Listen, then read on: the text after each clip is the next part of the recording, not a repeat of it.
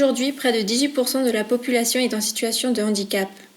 Mais ce sujet reste un sujet tabou, alors qu'il ne le devrait pas. Voilà qu'aujourd'hui la présidentielle arrive, mais qu'aucun candidat ne parle de mesures pour des personnes en situation de handicap. Chaque handicap est unique, il en existe des milliers de différents. C'est pour cela que nous avons décidé de ne parler que d'un seul type de handicap, l'handicap moteur. Il faut savoir que le handicap moteur touche près de 13,4% des personnes en situation de handicap. Ce type d'handicap peut survenir à la naissance, mais plus généralement au cours de la vie. Est-ce que la vie s'arrête pour autant ? Non. Nous allons voir que nous pouvons vivre tout à fait normalement, avec un handicap moteur, et en quoi la société peut nous y aider. Pour cela, nous avons fait venir l'actuel vice-champion olympique handisport tennis, Frédéric Cattaneo.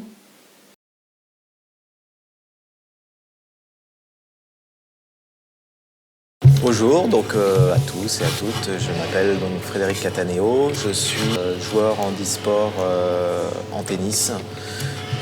Je suis sportif de haut niveau depuis 2004 maintenant et je suis classé actuellement numéro 3 français, numéro 13 mondial en simple et numéro 10 mondial en double.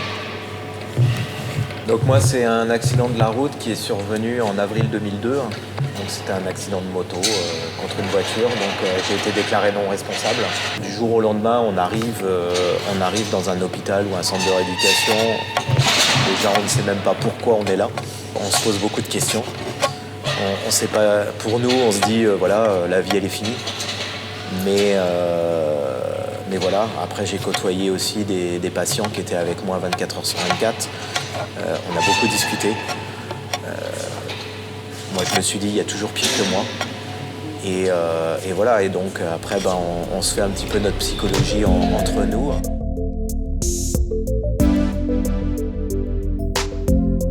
J'ai commencé le tennis à l'âge de 5 ans. Et j'ai été donc joueur de tennis avant mon accident, qui est survenu donc en 2002. Et j'étais en préparation, en fait, pour passer le diplôme pour être prof de tennis.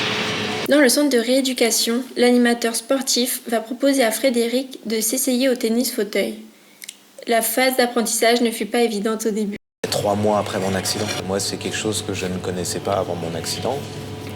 Parce que pour la simple raison, c'est qu'on n'en parlait pas, donc j'étais pas au courant. Et donc j'ai fait un premier essai qui m'a pas trop plu en fait, parce qu'on m'a pas trop montré en fait comment se débrouiller pour faire du tennis en fauteuil. En gros, on m'a mis dans un fauteuil et débrouille-toi. C'est comme quand on vous met dans une voiture, on vous dit voilà, tu vas conduire et débrouille-toi. Et puis je me dis, je vais quand même pas, j'ai pas envie d'arrêter. Hein. Donc j'ai repris avec mon entraîneur. Gilles Cagé, qui est l'entraîneur de Frédéric Cattaneo, a passé un module pour enseigner à des personnes en situation de handicap.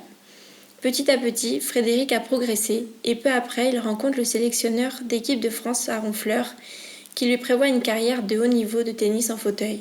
J'ai mis plusieurs mois en fait à manier le fauteuil, que ça soit donc de ville au quotidien et que ça soit le fauteuil de tennis. Malgré son handicap, Frédéric n'a pas baissé les bras et peut aujourd'hui profiter pleinement de sa passion. Mais au quotidien, comment vit-il sa situation ? Nous avons rencontré Sonia, la femme de Frédéric, qui va nous éclairer à ce sujet. Comme pas mal de gens divorcés, on va sur Internet et on dialogue et voilà, c'est comme ça que j'ai rencontré Frédéric, sur Internet. En fait, Frédéric, on a papoté et il me dit voilà, j'ai quelque chose à te dire. Je lui dis écoute, c'est pas la peine que tu me le dises, j'ai compris. J'ai travaillé 15 ans dans le handicap et par rapport au déplacement de Frédéric sur sa chaise, je me suis rendu compte qu'il était en fauteuil. Mais moi, le fauteuil ne m'a jamais en fait donné de barrière à ma vie. Parce qu'en fait, Frédéric est tellement autonome que du coup, on ne pense plus au fauteuil. Exemple, quand il avait son ancienne voiture, en fait, on montait dans la voiture et il me disait « T'es sûr de rien avoir oublié ?» Alors je cherche mon sac à main, tout. Non, effectivement, on avait oublié le fauteuil. Donc une fois sur deux, il est tellement autonome que voilà, j'en oublie le fauteuil. J'ai aménagé ma voiture très rapidement parce que je me suis acheté une voiture pour me déplacer. Donc en fait, moi j'ai fait aménager cette voiture pour être autonome. Donc nous avons ici un petit cercle que vous avez sous le volant. Donc c'est un cercle électronique d'accélérateur. donc qui me permet d'accélérer. Et nous avons la poignée ici que l'on pousse pour pouvoir freiner. Voilà. Et après, nous avons une boîte automatique qui me permet de passer les rapports et de rétrograder. Après, j'ai fait construire ma maison en 2008. Pareil, ça a été des choses, il y a eu beaucoup d'aménagements de fait dedans. Nous sommes allés chez Frédéric pour en savoir un peu plus à propos de ces aménagements. Pour commencer, Frédéric a fait aménager une porte de garage automatique pour un accès plus facile à sa maison. De plus, Frédéric a fait faire une porte d'entrée plus large, ainsi que des couloirs plus larges. Les seuils des portes-fenêtres ont été rabaissés pour pouvoir y accéder avec le fauteuil. Des aménagements ont aussi été réalisés au niveau des sanitaires. En effet, Frédéric a fait construire des toilettes fixées au mur pour pouvoir passer en dessous avec son fauteuil. Il a aussi fait faire une douche à l'italienne qui est plus pratique d'accès. Je dirais qu'en fait les aménagements ne se voient pas en fait, parce que tu vois la salle de bain, on a la grande chambre avec la salle de bain intégrée en fait, donc voilà c'est une belle salle de bain avec une chambre, voilà. Effectivement les couloirs sont très larges et très longs, il n'y a rien de spécial, tu vois, on a un canapé comme tout le monde, on a une table comme tout le monde, on a des meubles comme tout le monde quoi. Mis à part que les pièces sont très grandes de façon à ce que Frédéric puisse circuler facilement quoi. Il faut solliciter des aides pour ces aménagements. Parce qu'il faut savoir que quand on est en fauteuil, on a besoin d'un fauteuil pour se déplacer dans la vie de tous les jours, d'un fauteuil pour faire du sport et d'un aménagement pour sa voiture. Donc c'est des choses qui coûtent très très cher. Et donc il faut solliciter un petit peu différents organismes pour pouvoir nous aider pour financer tous ces aménagements. Donc pour la voiture, en fait, j'ai fait appel, la MDPH, ça s'appelle, donc c'est maison départementalisée pour les personnes handicapées. Donc c'est eux qui nous aident en fait pour l'aménagement du véhicule. Et puis même chose, après c'est eux qui aident aussi pour les fauteuils. Donc moi personnellement, j'ai pas eu affaire à eux pour les fauteuils parce que c'est le club de tennis en fait qui a financé les fauteuils pour que je puisse faire du sport à haut niveau. Mais je sais qu'il existe des aides de la MDPH pour les fauteuils aussi. Dans la construction de sa maison, la MDPH lui a remboursé la majorité de la différence entre un aménagement pour une personne sans handicap et une personne avec handicap. Par exemple, le garage, ce n'est que l'automatisation qui fut remboursée. D'autres aménagements ont été réalisés, mais cette fois hors de son domicile. En effet, la salle de tennis que Frédéric fréquente tous les jours n'était pas adaptée pour une personne en fauteuil. Une rampe d'accès a donc été installée.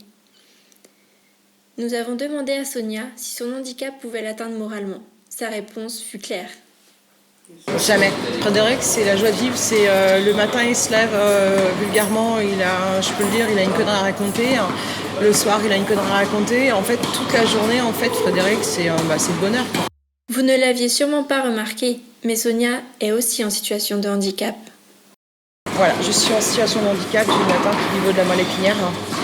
Donc effectivement, et de là, en fait, justement, si je peux en parler. Frédéric m'a dit tous les jours, je préfère mon handicap que le tien. Parce que moi, en fait, j'ai des douleurs toute la journée, du matin au soir, tout le temps. Et Frédéric me disait, moi, qu'est-ce qui me manque ? Il me manque juste 2 bouts de jambes. Il me dit le reste, il a jamais de douleur, si tu veux. Quelques douleurs neurologiques, tu sais, quand on a un changement de temps ou quoi que ce soit. Mais moi, au quotidien, je le vis très mal parce que je ne peux plus faire ce que je faisais avant. Et pour l'instant, ne plus pouvoir travailler, c'est difficile.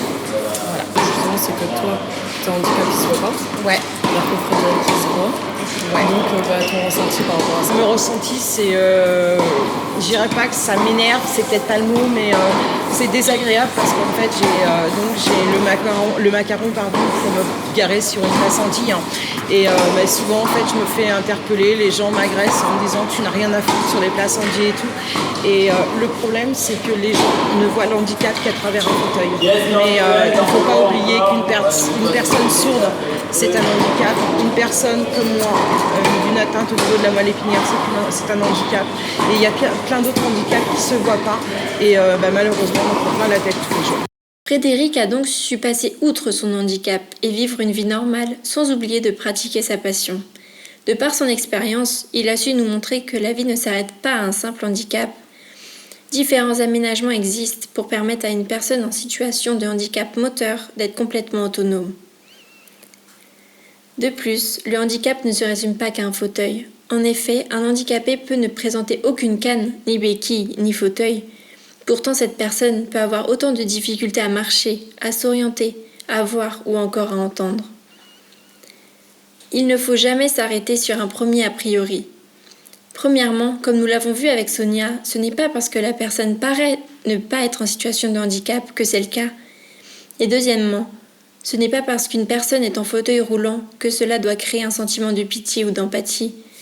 Une personne en situation de handicap est tout autant autonome que vous et ce sentiment peut très vite agacer ou rendre mal à l'aise. Ce que je dis régulièrement, c'est que c'est pas parce qu'on a un handicap que la vie s'arrête.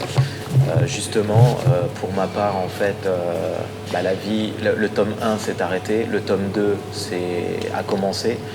Donc la vie, c'est comme un livre. Donc c'est pas parce qu'on a un handicap que la vie s'arrête.